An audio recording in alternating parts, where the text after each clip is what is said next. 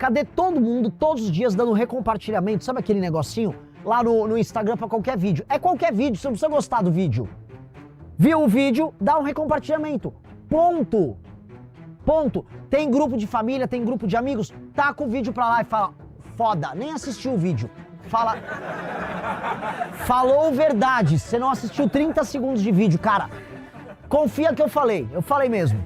Então, é pra fazer isso com uma energia muito maior do que os demais. É pra ir em todas as reuniões de trabalho, é pra ir em todas as reuniões de família e é pra falar, é esse maluco sim. Porque agora, o tempo que eu tinha pra provar, não só pra vocês, mas pras pessoas, que nós temos mais proposta. 2, nós somos honestos.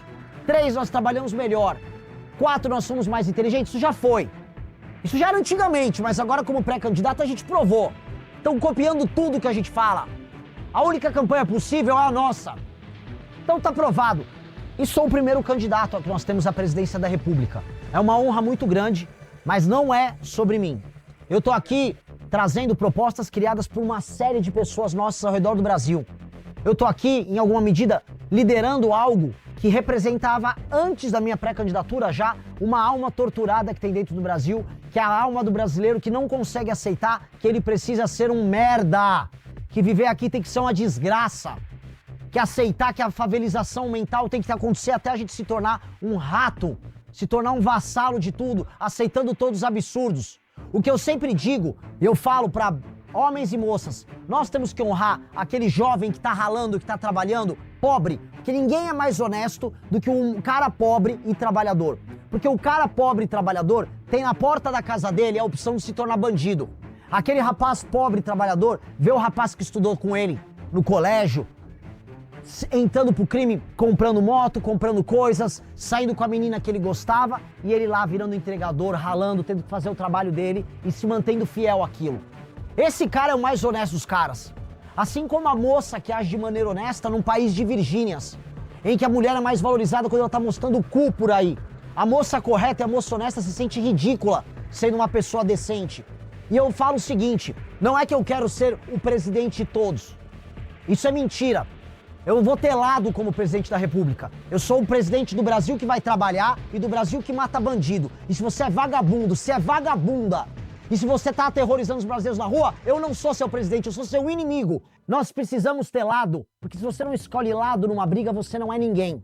E aí vão falar, ué, mas na última eleição pediram voto nulo, tem posição, tem lado mais difícil do que aquele que você toma tiro dos dois lados?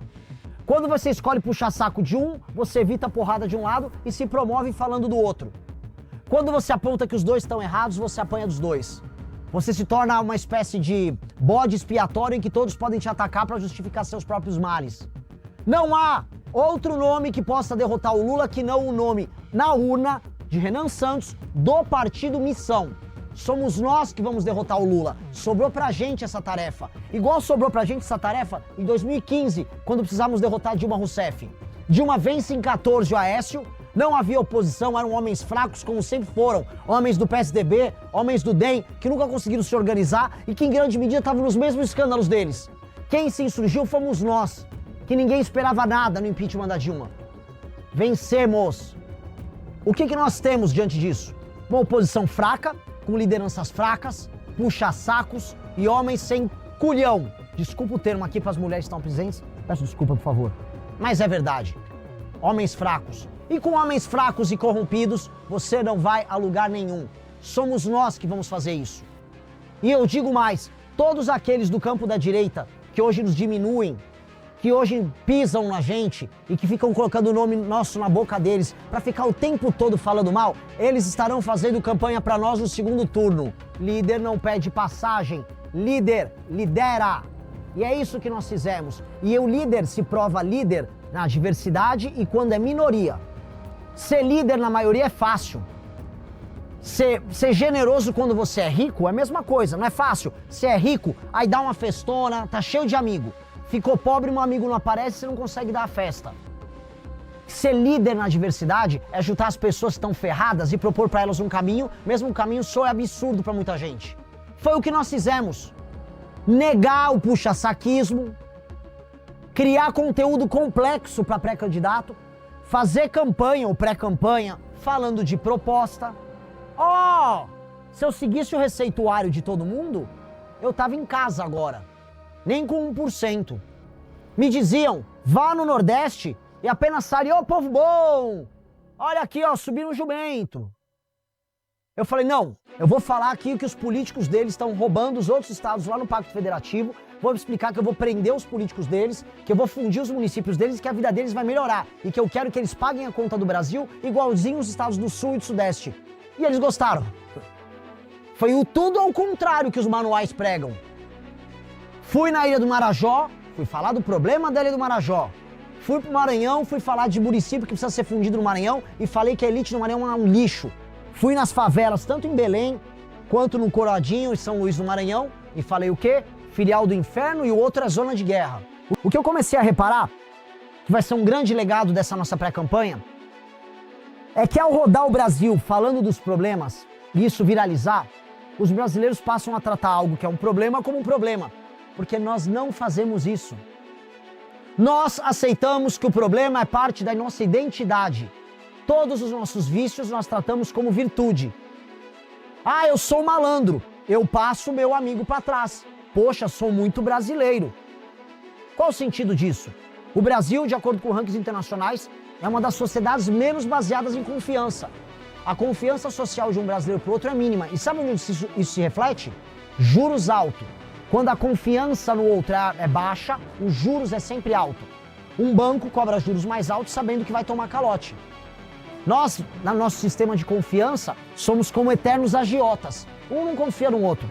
Eu já cobro juros altos sabendo que não vai pagar e eu vou cobrar ele de um outro jeito.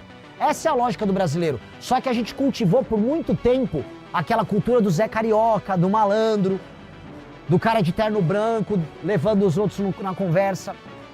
Nós cultivamos a ideia de que as nossas cidades precisam ser muito feias, de que as nossas cidades precisam ser sujas, que o improviso é criatividade. Não é. O Monteiro Lobato falava do Jeca Tatu, né? Ele falava, olha, o Jeca Tatu é o sujeito que quando furava o telhado da casa dele e a chuva entrava, ele botava a panela no chão. Ele não se programava para arrumar o telhado. O Brasil é o país do telhado furado e da panela no chão. E a gente fala, olha que criativo. O cara até tá vendo que dá pra fazer uma música com a gota caindo. Pi, pi, pi, pi, pi. Nossa, como... o brasileiro precisa ser estudado. Não é isso que falam? Eu não quero estudar o brasileiro. Eu não acho que a gente tem que ser criativo em nada. Porque são aquelas coisas que a gente vê nos programas da Regina Casé, que graças a Deus não existe mais. Que é tipo, conheça a história de, sei lá, Gisley Van. Este carroceiro que consegue coletar suas carroças e montou um incrível negócio de sanduíche natural numa carroça. Não, cara, não é uma história legal. Ninguém tem que ser carroceiro. Ninguém tem que ser carroceiro. Eu não quero viver num país de carroceiro. Eu não quero viver num país favelizado. Nós não temos que aceitar isso, porque nós ficamos muito tempo aceitando esta merda. Aí podemos botar na Rede Globo a culpa, podemos colocar na elite a culpa, mas a real é que a culpa é nossa, porque em alguma medida a gente aceitou isso. A geração Z que tá aqui viu lá o papo do litrão. Eu sou um litrão. Peço litrão cacete.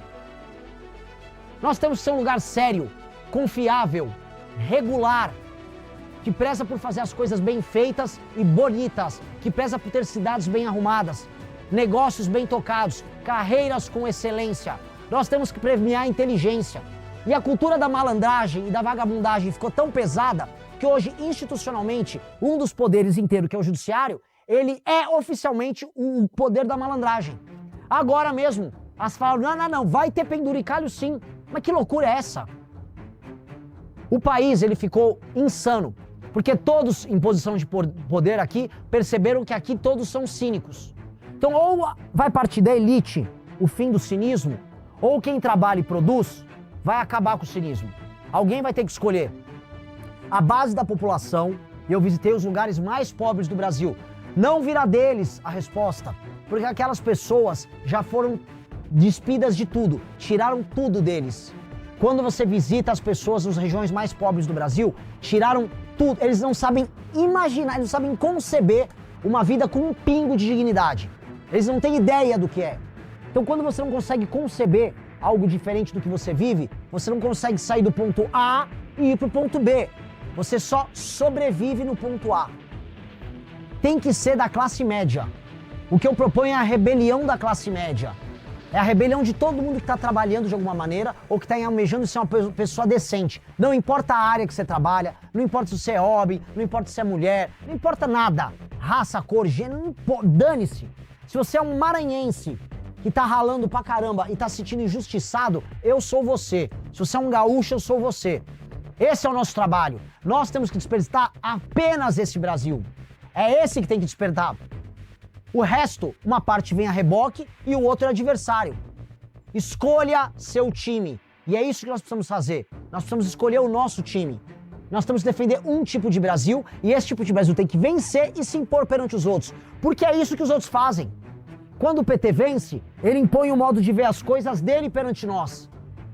São os valores deles que são implementados dentro da máquina pública.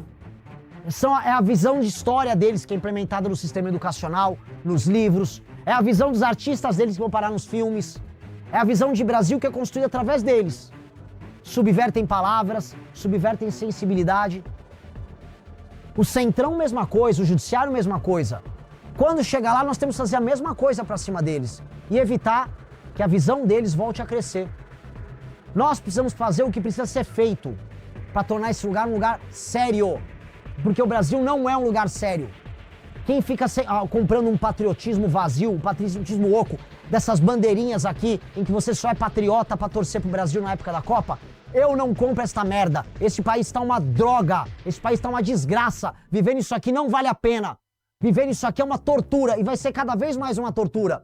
Porque vai precisar, para pagar essas contas públicas, extrair mais e mais dinheiro só de um grupo social, que são as pessoas que trabalham. Você vai ter que esgoelar a vaca leiteira até ela morrer. Porque é isso que esses caras vão fazer. Vai se tornar cada vez pior. Não vai melhorar se nós não chegarmos no poder. E eu tô falando de maneira concreta. Ou é a gente, ou essa porra já era. Eu não quero reabilitar ninguém. Eu acho que se você botou uma arma na cabeça de uma pessoa e você foi preso, eu não acho que eu tenho que ficar te dando curso de inglês na cadeia. Eu quero que você sofra na cadeia. Vai comer e vai ficar preso numa cela e nada vai acontecer na vida dele. Por anos, talvez décadas. E aí ele repensa. E se ele sair imaginando que ele vai ser formado na Universidade do Crime? Primeiro que não vai ter mais Universidade do Crime porque a facção que pode pegar ele dentro do presídio vai ser morta. E segundo, que quando ele sair e tentar pensar em fazer alguma coisa, a gente já vai estar tão melhor que esse cara vai ser preso ou morto na reincidência dele. Tenho certeza que ele vai se comportar quando sair. Eu não tenho por que reabilitar ele, porque não existe meios de reabilitar a vítima. Se a vítima morre, eu não reabilito ela. Minha mãe foi alvo de 2 sequestros relâmpago. Nos anos 90, quando São Paulo era uma das 5 cidades mais inseguras do mundo e a cidade mais insegura do Brasil. Ela não sofreu um, ela sofreu 2 sequestros relâmpago. No primeiro ela estava com a minha irmã. E os 2 bandidos, minha irmã tinha 13 anos, faziam piadas de cunho sexual com a minha irmã no carro. Imagina o terror que as duas passaram. Soltaram elas, levaram o carro, tiraram o dinheiro, soltaram elas. 1 ano e meio depois, minha mãe é assaltada do mesmo jeito e queriam levar meu irmão no mesmo sequestro relâmpago. No caminho, no carro, após sacarem o dinheiro, levarem ela para uma favela, eles avisam para ela. Olha, dona, a gente vai ter que desovar você aqui. Desculpa, não é pessoal. E ela ficou o caminho inteiro imaginando que seria morta. Ela não foi morta. Eles largaram ela no meio da rua e foram embora com o carro. Ela corre para um orelhão, meu pai busca ela e nenhum bandido foi pego. Ora, eu não quero reabilitar esses caras. Eu pensei por anos, como uma criança que eu era, que eu só queria que eles morressem. Minha mãe ficou com muitos traumas. Ela não foi reabilitada desses traumas. Minha irmã ficou com medo.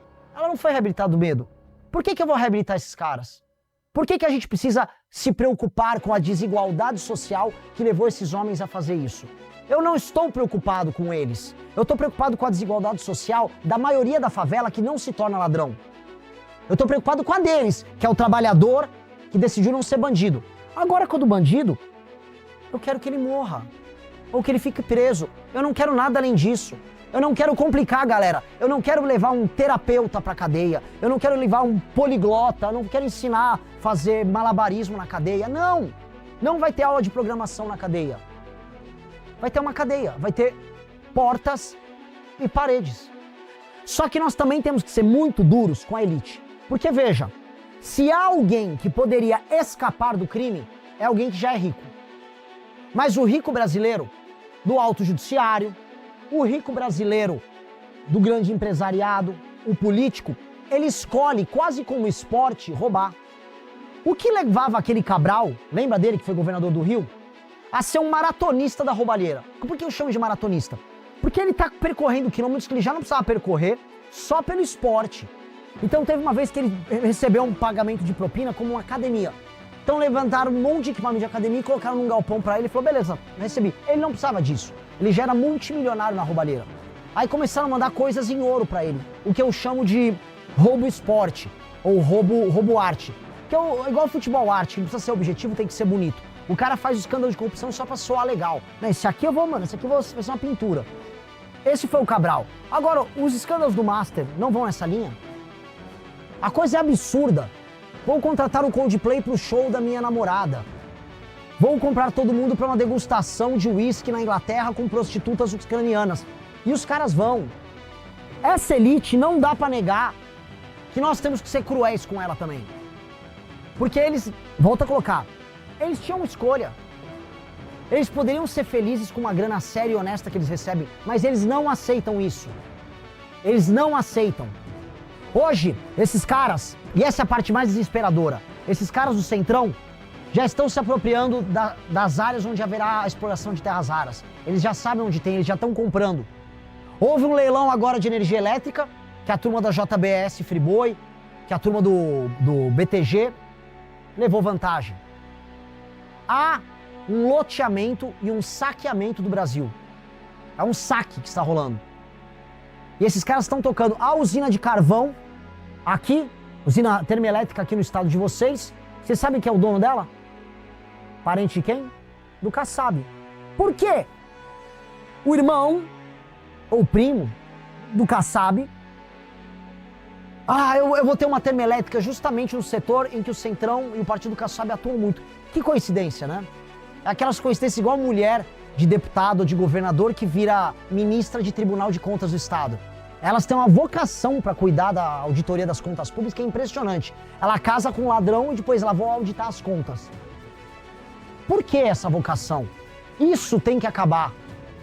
Esse é o modelo de país em que essa elite porca tem que acabar. E nós estamos abandonados. Eu volto a colocar, não mais em termos eleitorais eu estou falando. Eu estou falando como país. A gente não pode contar com boa parte da elite, com a maioria da elite. A gente não conta com o judiciário. A gente não conta com ninguém na política. Dentre os influenciadores, artistas, praticamente nada. Militares estão ligando para alguma coisa? Qual a preocupação dos militares brasileiros com a tomada do nosso território pelo crime organizado? Nada. Não falam nada. Me lembro, conversando, fui ter uma reunião desses círculos militares no Rio de Janeiro. E aí, para chegar lá, o militar que foi ter uma reunião comigo, ele precisava desviar da favela, porque ele não queria ser assaltado. E aí ele chegou para ele, nossa, não, é sempre um perigo, se o motorista erra o caminho aqui, você cai numa favela, né? Aí eu lembro que a função principal das Forças Armadas do Brasil é zelar pelo território brasileiro. E curioso, né? Mas o salário cai em dia. Ou o super salário cai em dia. A super aposentadoria cai em dia. A aposentadoria antes do tempo cai em dia. Eu não consigo achar isso certo. Ser militar é vocação. Eu vejo a vocação dos policiais, que esses estão botando a cara a tapa e estão arriscando a própria vida enfrentando os bandidos por aí. Eu voltei de outro Rio, não do norte, nem agora do sul que eu tô. Eu voltei do Rio de Janeiro, em que não há mais governo estadual, que não há apoio nenhum às polícias na guerra que elas fazem contra o crime organizado, e eles estão lutando meio que assim, como, cara, só restou pra gente lutar porque não tem mais o que fazer. Quando você não tem mais comando, quando você não tem mais nada, esses caras são apenas os últimos heróis da resistência deles. E o Brasil tá virando o país disso, em que quem presta tá meio que assim, cara, eu nem sei mais porque eu tô lutando. Pois bem, nós somos a montagem dessa última resistência. Nós estamos com aqueles policiais do Rio que eu descrevi agora. Nós estamos com aquele empresário que tá atrasando a folha de pagamento, mas tá ralando para não fechar a empresa dele. Nós somos o estudante da escola pública que quer entrar no vestibular sem cota, porque ele quer ser uma pessoa decente e que não ouve funk, e que eventualmente perdeu a namorada ou nem teve coragem de falar com ela na escola, porque ela estava dando um vagabundo traficante. Nós somos a menina que é assediada indo para a escola, mas que continua estudando e tendo a vontade de ser uma pessoa séria na vida. Nós somos essas pessoas e nós vamos não apenas representar elas, nós vamos vingar elas, o que é muito diferente de representar, porque vingar significa que a visão de mundo delas vai se impor sobre a visão de mundo dos demais. Esse é o nosso projeto. Não sejamos bonzinhos, sejamos justos, porque quem paga a banda, que são essas pessoas, escolhe a música. Então, quando você percebe por que eles têm raiva do Xandão, não é porque o Xandão é autoritário. Se o Xandão fosse autoritário comigo ou com o PT, tava legal pro bolsonarista. Se o Xandão caçasse a liberdade de expressão de qualquer adversário, tava tudo bem. É porque ele era um problema pro Bolsonaro. E que pro bolsonarista, todas as histórias são sobre o Bolsonaro ficar no poder. Reparem, tudo. Quando o Bolsonaro convocou aquela manifestação do 7 de setembro de 2021, qual era o mote? Quem lembra? Mote da manifestação. Eu autorizo. Se autorizava o Bolsonaro a dar um golpe para ele ficar no poder. As próprias reivindicações eram sobre permanência do Bolsonaro no poder, porque a coisa que interessa para eles é ter o Bolsonaro no poder, e não o que você vai fazer quando você tem o poder. O lulista e o petista, se um dia teve um projeto, o projeto deu errado. Aí virou um chavão que é dar cerveja de picanha. Não deu cerveja de picanha. Sobrou dar um botijão de gás para cozinhar uma coisa que não é uma picanha e dar uma energia elétrica, jogando na CDE de todo mundo que paga a conta. E hoje a conta de luz no Brasil tá ficando insuportável para pagar. Hoje virou um problema pagar a conta de luz. Conta de luz aqui já passa a virar um luxo você conseguir usar um ar-condicionado. Em alguns lugares, no Pará, que se eu não me engano tem a conta de luz mais alta do Brasil, já é luxo. Luxo. Que a conta de luz é tão alta que você... Cara, banho de 10 minutos hoje. Mano, pai tá louco hoje, velho. Vai gastar. É esse o Brasil que a gente tá vivendo. Esse é o Brasil do projeto do PT. Projeto falido, desgraçado. E é a vontade que faz as coisas. Então nós temos que exercer a nossa vontade. E a nossa vontade está expressa no nosso projeto. E se a nossa imaginação é comum, se a gente concorda com isso, é só a vontade que vai vencer. E nós temos que aproveitar o momento em que a vontade dos outros está lá embaixo. Nossos adversários não acreditam neles próprios. E quando eles não acreditam, eles perdem.